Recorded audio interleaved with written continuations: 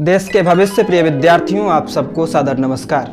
कैसे हैं आप सब? आशा करता हूं कि आप सब अच्छे होंगे और अपने माता पिता के सपनों को साकार करने के लिए आप सब हर दिन पढ़ रहे होंगे और आपके पास जो समय शेष है उसे विशेष समझते हुए आप लोग हर दिन मेहनत कर रहे होंगे।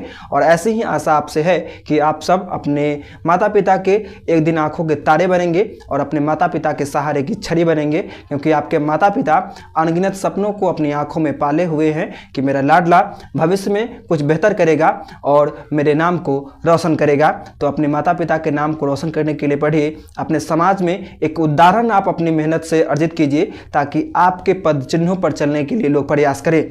आज वर्णिका भाग 2 के एक और अध्याय को लेकर के मैं आपके बीच मौजूद हूं, है ना। उस अध्याय का नाम है नगर, जिसके रचयिता हैं सुजाता और इस पाठ के जो लेखिका हैं सुजाता, जिनका जन्म 3 मई 1935 ईस्वी को चेन्नई तमिलनाडु में हुआ था।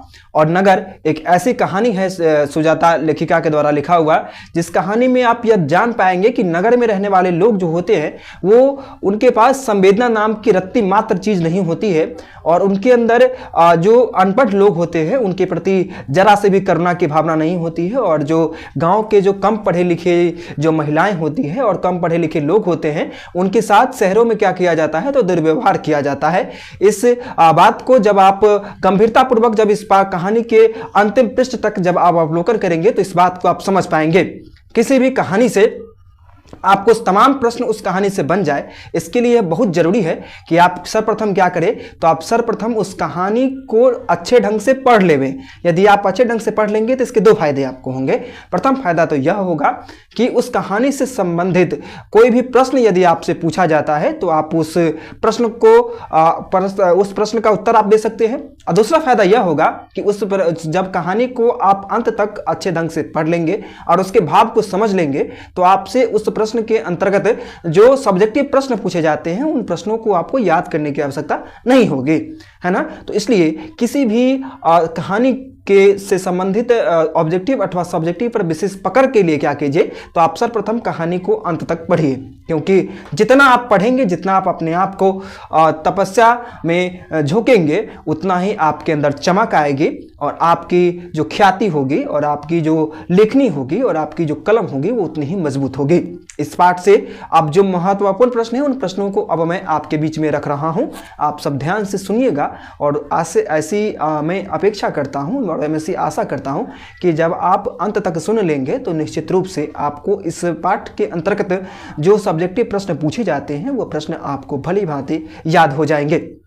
इस पाठ से प्रथम प्रश्न है, वल्लीयम्माल का चरित्र चित्रण करें। तो लिखेंगे, वल्लीयम्माल एक गांव की अनपढ़ और अशिक्षित महिला है जिसके अंदर बिल्कुल भी शहर में के परिवेश में कैसे रहा जाता है, इसकी देखरेख और किस प्रकार शहर में लोग रहते हैं इसकी विचारधारा उसके पास नहीं है, है ना, क्योंकि वो अशिक्षित है, गांव में पली बड़ी है और वो प्राचीन परंपराओं को मानने वाली है और उसे शहर के डॉक्टर और जो बड़े डॉक्टर हैं उससे अधिक झाड़ फूक और अंधविश्वास पर को वो ज़्यादा बढ़ावा देने वाली औरत थी। क्योंकि गाँव में अधिकांश देखते होंगे आप, अंधविश्वास का जन्म कब होता है, तो अंधविश्वास का जन्म तभी होता है जब हम लोग अशिक्षित होते हैं। तो वो क्या थी, तो वल्लीयम्माल एक अनपढ़ अशिक्षित महिला थी जो कि अंधविश्वास को अधिक बढ़ावा देती थी और वो डॉक्टर से अधिक विश्वास झाड़ फूक पर किया करती थी। तो इस प्रकार हम उसके चरित्र के विषय में और उसके व्यक्तित्व के विषय में इन बातों को लिख सकते हैं।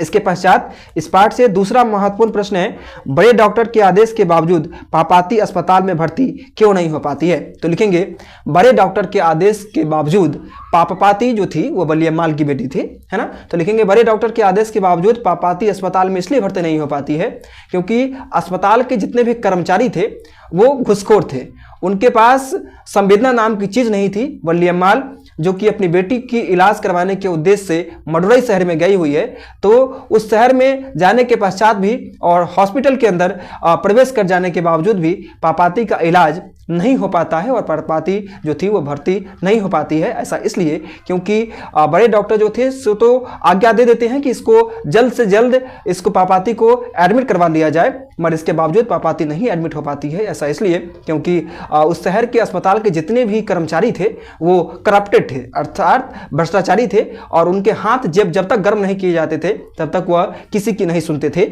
और बहरहाल एक और क्या थी तो वली अम्माल क्या थी तो अनपढ़ औरत है, इस कारण से वो क्या हो पाती है, तो इस कारण से उसकी जो भर्ती जो है पापाती जो है सो अस्पताल में भर्ती नहीं हो पाती है। तो इस पार्ट से तीसरा जो महत्वपूर्ण प्रश्न है उस प्रश्न को अब मैं आपके बीच में रख रहा हूं। पापाती कौन थी और वह शहर क्यों लाई गई थी? तो लिखेंगे पापाती वली अम्माल की बेटी है और वह शहर इसलिए लाई जाती है क्योंकि पापाती जो थी सो मेनिंजाइटिस रोग से ग्रसित थी। जब वह गांव के प्राइमरी हेल्थ सेंटर में जाती है तो उसे कहा जाता है वली अम्माल को कि आप क्या कीजिए, तो आप जल्द से जल्द अपनी बेटी को शहर के किसी बड़े हॉस्पिटल में जाकर के उसे एडमिट करवा दीजिए। तो क्या करती है वली अम्माल, तो वली अम्माल जो थी सो अपनी पापाती को अगले दिन सुबह में क्या करती है तो शहर ले जाती है। तो पापाती किस लिए शहर लाई गई थी? तो लिखेंगे पापाती जो थी सो अस्पताल में लाई गई थी क्योंकि पापाती जो थी सो मेनिंजाइटिस जैसे घातक रोग से ग्रसित थी। इस पाठ से अगला महत्वपूर्ण प्रश्न है मदुरई शहर का इतिहास क्या है? तो लिखेंगे चेन्नई में अवस्थित वैगई नदी के तट पर अवस्थित मदुरई जो शहर जो है सो प्राचीन परंपरा का केंद्र है और यहाँ पर बहुसंख्यक लोग जो है सो तमिल भाषी हैं और आज भी यहाँ पर तमिल भाषी लोगों की कमी नहीं है। तो इस प्रकार हम कह सकते हैं जो प्राचीन भाषाओं को जीवंत रखने का एक अनमोल शहर है मदुरई शहर, जहां पर कई ऐतिहासिक स्थल भी अवस्थित है। इस पाठ से अगला महत्वपूर्ण प्रश्न है बड़े डॉक्टर ने अस्पताल के बाबू को क्यों डांटा? तो लिखेंगे बड़े डॉक्टर ने अस्पताल के बाबू को इसलिए डांटा क्योंकि बड़े डॉक्टर ने आदेश दे दिया था कि पापाती को जल्द से जल्द भर्ती करा दिया जाए, क्योंकि वह जान चुके थे जब बड़े डॉक्टर ने जब पापाती की गंभीरतापूर्वक जांच की है ना, जब पापाती का गंभीरतापूर्वक उन्होंने परीक्षण किया तो इस बात को उन्होंने पाया कि जल्द से जल्द यदि पापाती को यदि अस्पताल में यदि भर्ती नहीं किया जाता है तो पापाती नहीं जीवित रह सकती है ना। तो उन्होंने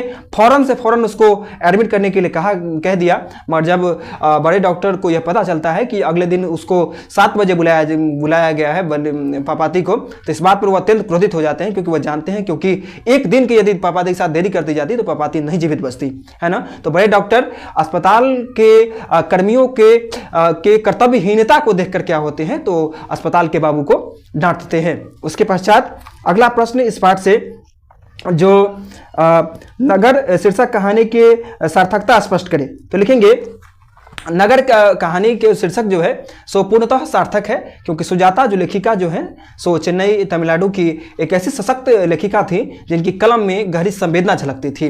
तो उनके द्वारा लिखित नगर कहानी जो है सो पूर्णतः एक अनमोल कहानी के रूप में हम लोग कह सकते हैं जो कहीं ना कहीं है। ऐसा इसलिए क्योंकि इस कहानी के अंतर्गत नगर के जो कुव्यवस्था होती है, नगर के अस्पतालों में किस प्रकार के लोग असंवेदनशील होते हैं जिनके अंदर संवेदना नाम की रत्ती मात्र चीज नहीं होती है, तो अस्पताल के कर्मचारियों की जो संवेदनहीनता जो थी और कर्तव्यहीनता जो थी इस कहानी में बुरचोड़ कहीं ना कहीं उन लोगों पर कटाक्ष किया गया है। तो इस प्रकार हम कह सकते हैं कि नगर कहानी का शीर्षक क्या है, पूर्णतः सार्थक है। नगर कहानी का शीर्षक रखने का सुजाता का मूल उद्देश्य यही था कि नगर में जो कुव्यवस्था है ना, नगर के अस्पतालों में जो कुव्यवस्था है उसको लोगों के बीच में प्रस्तुत किया जाए, है ना। नगर के अस्पतालों में क्या होता है तो अधिकांशतः जो अनपढ़ जो लोग जाते हैं तो उनकी वरीयता वहां पर उनको नहीं दी जाती है और उनके साथ दुर्व्यवहार किया जाता है, जिस प्रकार वली अम्माल के साथ किया गया।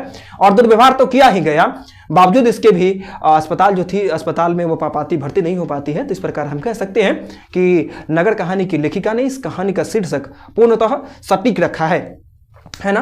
तो इस प्रकार इस पाठ से जो महत्वपूर्ण प्रश्न थे उन प्रश्नों को मैंने आपके बीच में रखा और आपसे यही कहूंगा, यदि आप चाहते हैं कि हिंदी संकाय में आप अच्छा अंक अर्जित कर सके, हिंदी हमारी मातृभाषा है जिस भाषा में हमने पहली बार माँ कहना सीखा है ना, हमने बोलना भी इसी अपनी भाषा में हिंदी में ही सीखा है, तो यकीनन हम इस भाषा में अच्छे अंक अर्जित कर सकते हैं। ये एक ऐसी भाषा हमारी हिंदी है जिस भाषा में न केवल हम अच्छा अंक अर्जित कर सकते हैं बल्कि इस भाषा का भविष्य भी उज्जवल है। आज इस भाषा को अपना करके, इस भाषा को प्रतिदिन अपनी बोलचाल की भाषा, अपने व्यवहार की भाषा, अपने कामकाज की भाषा को बना करके लोग सफलता के सर्वोच्च शिखर पर आसीन हैं।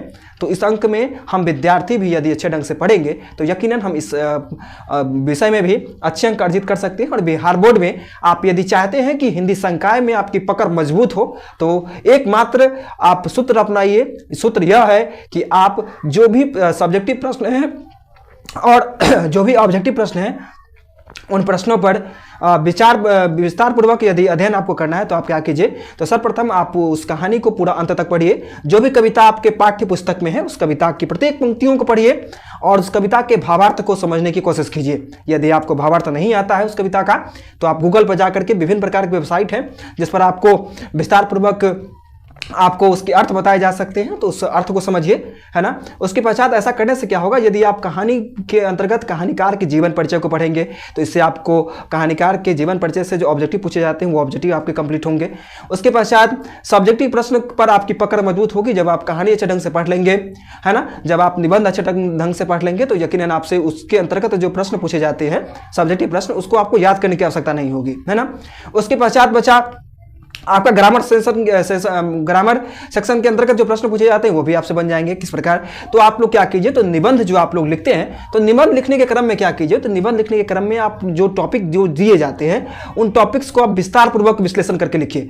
और निबंध की शुरुआत कुछ इस ढंग से कीजिए ताकि जो कॉपी चेक करने वाले जो होंगे वो आपके निबंध को अंत तक पढ़ने के लिए ललायित हो जाए, है ना। उनको लगे नहीं ये बच्चे ने जो लिखा है इसको हमें अंत तक पढ़ना चाहिए। कुछ ऐसा लिखिए, कुछ ऐसे ही निबंध की शुरुआत कीजिए कि आपको आपके निबंध को, आपके लिखों को पढ़ने के लिए लोग अंत तक बेसब्री से प्रतीक्षा करें। तो इस प्रकार कीजिए। उसके पश्चात जो भी पत्र पूछे जाते हैं उस पत्र को लिखने का अभ्यास कीजिए। पत्र में विषय का में बदलाव रहता है मगर पैटर्न वही रहता है ना। तो उसमें आप अपनी पैठ जमाइए, उसमें आप अपनी कलम को मजबूत कीजिए।